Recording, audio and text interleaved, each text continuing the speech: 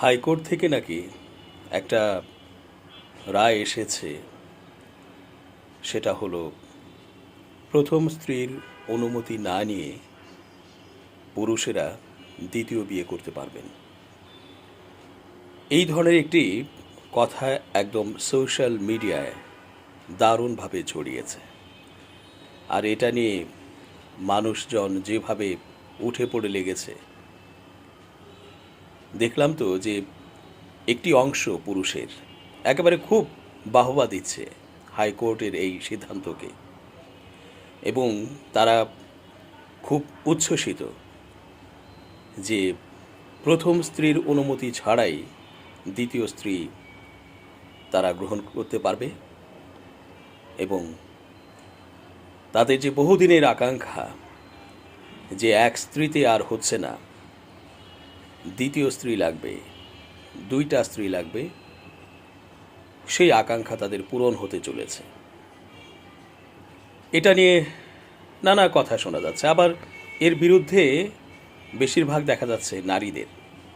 তারা বলছেন যে এক স্ত্রীকেই ভরণ পোষণ, শারীরিক মানসিক সব দিক থেকেই সন্তুষ্ট রাখতে পারছে না পুরুষরা, আর সে দ্বিতীয় স্ত্রী গ্রহণ করবে, এটা কেমন করে হয়? অনুমতি নিয়েই বা কয়জনে বিয়ে করে? ধরুন হাইকোর্টের এই রায়টি যখন ছিল না, তখন কি অনুমতি নিয়েই পুরুষেরা দ্বিতীয় বিবাহ করেছে? কখনো নয়। অর্থাৎ পুরুষেরা গোপন করে অথবা তর্কে জড়িয়ে নানাভাবেই কিন্তু দ্বিতীয় বিয়েটি করে, অথবা তৃতীয় চতুর্থ বিয়ে করে। এটা খুব কম পাওয়া যাবে যে প্রথম স্ত্রীর সাথে কথাবার্তা বলে, আলাপ আলোচনা করে, কোনো মনোমালিন্য না করে, কোনো বিতর্ণায় না জড়িয়ে চমৎকারভাবে পুরুষ আরেকটি বিয়ে করেছেন, মানে দ্বিতীয় বিয়ে করেছেন। এটা খুব কম। এবং যদি থাকেও এক দুটো, থাকলেও যে স্ত্রী এটা অনুমতি দিয়েছে সেই স্ত্রীর মনের মধ্যেও ক্ষোভ অথবা গোপন দুঃখবোধ আছে। সুতরাং একেবারেই উচ্ছ্বসিত হয়ে, একেবারে উদার হয়ে, একেবারে স্বামীর জন্য প্রয়োজন আরেকটি স্ত্রী, সুতরাং স্বামীর জন্য ভালো হবে এটা, স্বামীর জন্য প্রয়োজন এটা খুব, স্বামী সুখে থাকবে, স্বামী খুশি হবে, এই চিন্তা করে সায় দিয়েছে যে যাও আরেকটি বিয়ে করো বা করিয়ে দিই তোমাকে আরেকটি বিয়ে। এটা নেই বললেই চলে। কারণ আমরা দেখেছি যে নবী রাসূলদের যে স্ত্রীগণ ছিলেন, সম্মানিতা শ্রদ্ধেয়া স্ত্রীগণ, তাদের মধ্যে আমরা দেখেছি যে একাধিক স্ত্রী থাকলে তখন তাদের মধ্যে মনোমালিন্য হয়েছে, ছোট করে গোস্বা হয়েছে তাদের মধ্যে, তারপরে ছোট্টখাট্ট করে তর্কও হয়েছে। সুতরাং আমরা তো মানুষ, একেবারেই সাধারণ মানুষ। আমাদের এইরকম একটা পাওয়া যাবে কি না যে কোনো নারী ভেতর থেকে তার হাজব্যান্ডের জন্য আরেকটি নারীকে গ্রহণ করার অনুমতি দিয়েছে?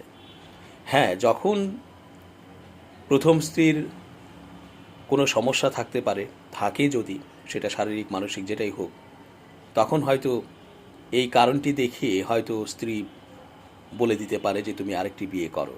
কিন্তু তারপরেও মনের মধ্যে ওই জিনিসটা থাকেই যে আমি আমার স্বামীর ভাগ কাউকে দিতে চাই না। আর পুরুষেরা যেটা ভাবে যে আসলে পুরুষের দিক থেকে যেটা কথা, সেটা হলো যে নারীরা তো একটু বাঁকা, তাদেরকে সোজা রাখা, তাদের মন বুঝে চলা খুব কঠিন। কারণ নারীর মন মুহূর্তে মুহূর্তে পরিবর্তিত হয়। এই কয়েক সেকেন্ড আগে একরকম, কয়েক সেকেন্ড পরেই আরেক রকম। শুধু কয়েক সেকেন্ড নয়, 1 সেকেন্ডেই চেঞ্জ হয়ে যায়। ধরেন বলল যে আমি এখন মিষ্টি খাবো, এবার মিষ্টি আপনি এনে দিলেন, বলল খাবো না। এটা তো এনে দেওয়ার ব্যাপার, কিন্তু এনেও দিতে হবে না। এই সিদ্ধান্তের মধ্যে 1 সেকেন্ডে মিষ্টি খাবো খাবো না, ভালো লাগছে লাগছে না, মুহূর্তের মধ্যেই নারীর 1 সেকেন্ডেই চেঞ্জ হয়ে যায়। আচ্ছা তোমাকে দেখতে ভালো লাগছে না, লাগছে না। আচ্ছা আমার খুব দারুণ অনুভব হচ্ছে না, হচ্ছে না। আচ্ছা আমার একটু ঝাল খেতে ইচ্ছে করছে না, খাবো না। এই শীত লাগছে না, গরম লাগছে না, গরম লাগছে না, শীত লাগছে, মুহূর্তেই চেঞ্জ হয়ে যায়। এটা কয়েক সেকেন্ড না, 1 সেকেন্ডের মধ্যেই সিদ্ধান্ত চেঞ্জ হয়ে যায়, এবং অনেক রকমের সিদ্ধান্ত আসে। ফলে নারীর মন বোঝা, এটা যেমন মহামানবেরা বা নবী রাসূলদের মধ্যেও আমরা দেখেছি যে নারীর মন বোঝা খুব কঠিন। একইভাবে আমরা যারা সাধারণ আছি তাদের, অর্থাৎ আমাদের যে নারীরা, তাদের মন বোঝা তো আরও কঠিন, আরও কঠিন, আরও কঠিন।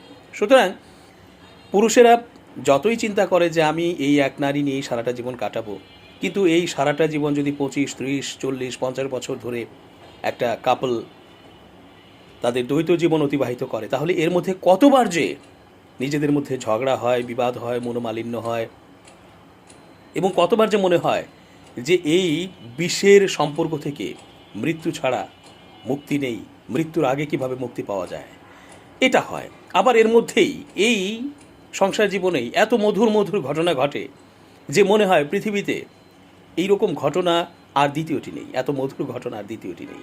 সুতরাং খুব কঠিন একটি নারীকে, স্ত্রীকে ঠিকঠাক মতো হ্যান্ডেল করা, অথবা তাকে নিয়ন্ত্রণ করা, অথবা তাকে তার মতো করে বোঝা। ফলে পুরুষেরা মাঝে মধ্যেই ভাবে যে এই নারী থেকে মুক্তির জন্য আরেকটি বিকল্প দরকার, অর্থাৎ দ্বিতীয় স্ত্রী, তৃতীয় স্ত্রী বা চতুর্থ স্ত্রী। এবং ওইটা যখন নিতে যায় তখন নানা রকমের ঝামেলায় জড়িয়ে যায়, কারণ বলে কয়ে এটা সম্ভব হয় না। সুতরাং যাদের সামর্থ্য আছে ফিনান্সিয়াল, তারা গোপনে হয়তো এই জেলায় ওই জেলায়, অথবা এই ফ্ল্যাটে ওই ফ্ল্যাটে, এই মহল্লায় ওই মহল্লায়, বিভিন্ন জায়গায় তারা বিয়ে শাদী করে এবং লুকিয়েই দেখা গেল যে সংসার চলছে, হয়তো প্রথম স্ত্রী জানেও না। এইভাবে করে কিন্তু অনেকেই সংসার করে, আর যখন জানে তখন আর কিছু করারও থাকে না, এইভাবেও হয়। ফলে আমরা যেটা দেখছি যে পুরুষেরা খুব খুশি হয়েছে যে এখন যেহেতু হাইকোর্ট থেকে একটা সিদ্ধান্ত এলো যে প্রথম স্ত্রীর অনুমতি ছাড়াই দ্বিতীয় স্ত্রী গ্রহণ করা যাবে এবং যে কোনো পুরুষ সেটা গ্রহণ করতে পারবে। এখন নারীরা যেটা সামনে এনেছেন যে ইনসাফ করতে পারবে কিনা, এই প্রশ্ন শুধু এই বিয়ের ক্ষেত্রেই তো নয়, এটা তো আমাদের যাপিত জীবনের প্রত্যেকটি ক্ষেত্রেই।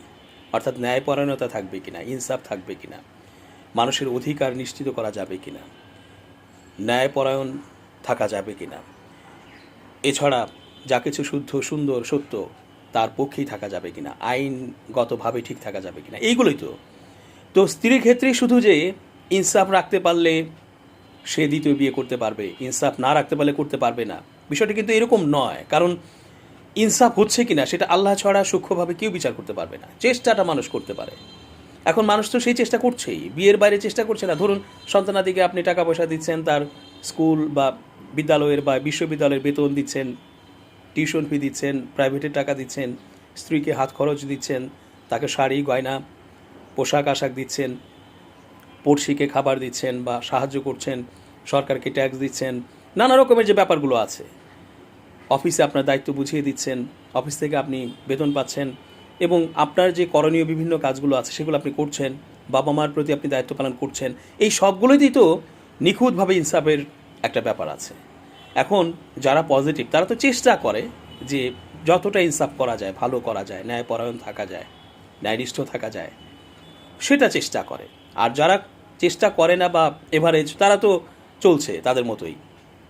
মহান আল্লাহ পাক জানেন আসলে কোনটা সঠিক, কোনটা ঠিক নয়, বা কতটুকু সূক্ষ্মভাবে আমরা সেই ইনসাফ এস্টাবলিশ করতে পারলাম। সুতরাং এখানে যদি সব কিছুই এইভাবে চলতে পারে তাহলে বউয়ের ক্ষেত্রে আর সমস্যা কি? এখানে ইনসাফের প্রশ্নটি সব ক্ষেত্রেই তো আছে, শুধু বিয়ে করার ক্ষেত্রে তো নয়, সব ক্ষেত্রে ইনসাফের ব্যাপারটি আছে যে ইনসাফ করছি কিনা। ইনসাফ ঠিকঠাক মতো না করলে সেটা শুধু বিয়ের ক্ষেত্রে নয়, দ্বিতীয়, তৃতীয়, চতুর্থ বা 4টি স্ত্রীর ক্ষেত্রে নয়, বা 2টি স্ত্রীর ক্ষেত্রে নয়, যে কোনো ক্ষেত্রে ইনসাফ না করলে সেটার জন্য জবাবদিহিতার আওতায় আসতে হবে আল্লাহর কাছে।